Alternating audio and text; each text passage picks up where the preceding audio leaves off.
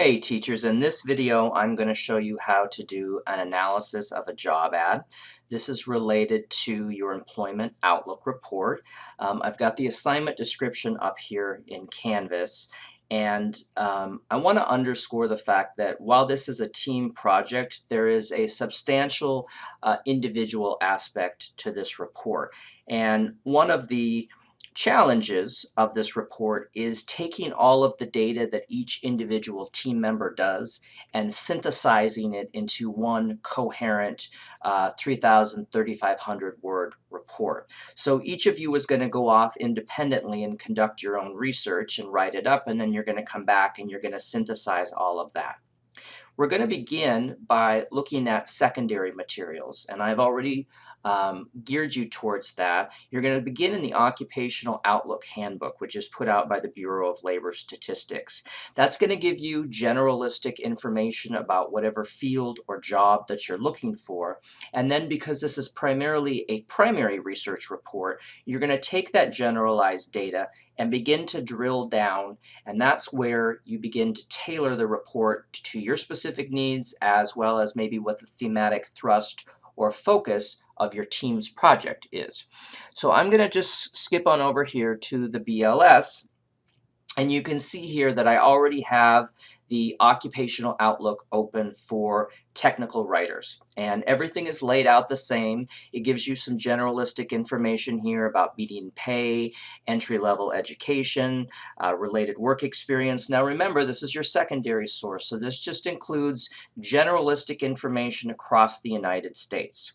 So one of the things that I might want to look at are what are the general responsibilities of what a technical writer does. And you can see here that technical writers, also called technical communicators, prepare instruction manuals, how-to guides, journal articles, and other supporting documents, blah, blah, blah, blah, blah. And then we've got our duties here. And let's just look at the first couple. Determine the needs of users of technical documentation, study product samples and talk with product designers and developers, and work with technical staff to make products easier to use and thus require fewer instructions. I'm going to stop there because while we've got, 10 or 15 different bullet points here, you really want to hone in on those top three. And when you're doing a job ad analysis, you want to think about what are the words or what are the themes that start to emerge from that. One of the things that I get, first of all, is technical, which you would hope in a technical writing position that would be something that pops out at you. I also see a lot of focus on documentation, how-to guides, instruction manuals, all synonyms for technical documentation. And another thing that pops out at me a lot is product. Study product samples, talk with product designers and developers. So those are three things that have immediately popped out at me: technical, documentation, and the idea of product. So I'm just going to take that information, that secondary information, and I'm going to keep it in the back of my head because, again, this is a primary research report. So we're going to take that holistic general information and use it to kind of drill down. And again, in order to help you do that, you're going to do an analysis of 3 current job postings in your field, and you're also going to do one interview with a professional. We're going to focus here on the job ad analysis. And so now that we've talked about that information from the BLS, I'm just going to hop over to Monster. And you can use any job search engine of your choice. You can use Monster, you can use Hot Jobs, you can pick 3 different job engines. It does not matter to me. Okay, so I'm just happen to be in Monster, and I'm going to type in technical writer here. And then I'm going to go over here to location. So anytime we do primary research, we have to have some criteria. At the end of this report, you're going to be making some type of recommendation.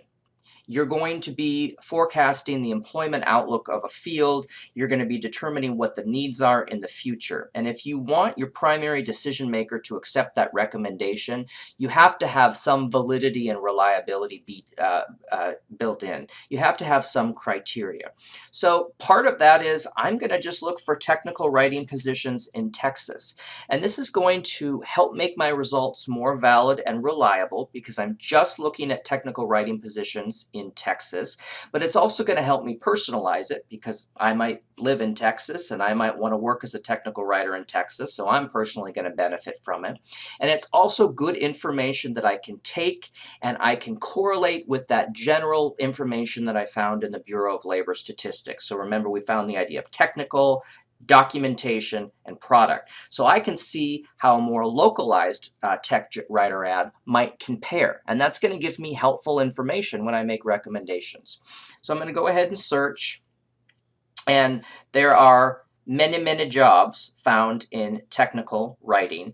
I have already gone ahead and, through the magic of webcam, identified 3 ads. And these are the ads that I have up. I'm going to just start looking at this one individual ad. Obviously, you might not be looking for a technical writing ad, but I just want to give you the general structure of a job ad. This is going to help you with the analysis. This is also something that will help your students if you ever want to explain to them how to analyze a job ad. Generally speaking, job ads are divided into 3 main components. You always have this, what I call the business section up here at the top. And this is kind of the marketing company speak of, this is what we are. We're a leading manufacturer of engineered flow control products. Oh, already I'm starting to see some reflection there of the BLS. Is looking for a talented technical writer and content creator. So this is always the business section, so to speak. The 2 more main components of a job ad, though, you can see right here, are qualifications and responsibilities. Now, qualifications provide you insight into the experiences, the skills, and the education that the hiring manager has in mind for the person that they feel will be capable of excelling in the role. The responsibilities section is going to describe what will be expected of the employee in the position.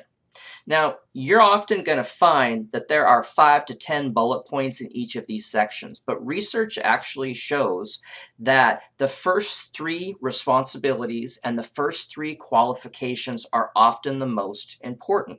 So why am I telling you this? Well, first of all, you're going to be overwhelmed with an amount of information here, so you have to have some way to kind of go through that process. The other thing is when you're applying for ads or when you're teaching job materials to your technical writing students, this is somewhat comforting to them because they get a little bit overwhelmed when they see 10 to 15 different qualifications and they think, oh, I can't possibly apply for that job. Well, if you've got the first 2 or 3, in fact, that's probably a good job that you can apply for, because at the end of the day, qualifications and responsibilities is just a wish list. So again, you've got the business section of every ad, you've got the qualifications section, which is going to provide insight into the experience, skills, and education, and then you've got the responsibilities, and that's going to describe what's going to be expected of the employee in the position.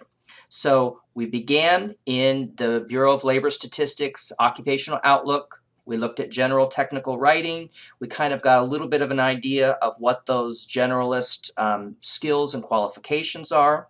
We then went into Monster and we identified 3 ads, and we've pulled those 3 ads, and now we are going to begin our analysis. So I'm going to stop this video now, give you guys a breath, kind of take in what I've just said, and in the next video we will continue with the actual analysis.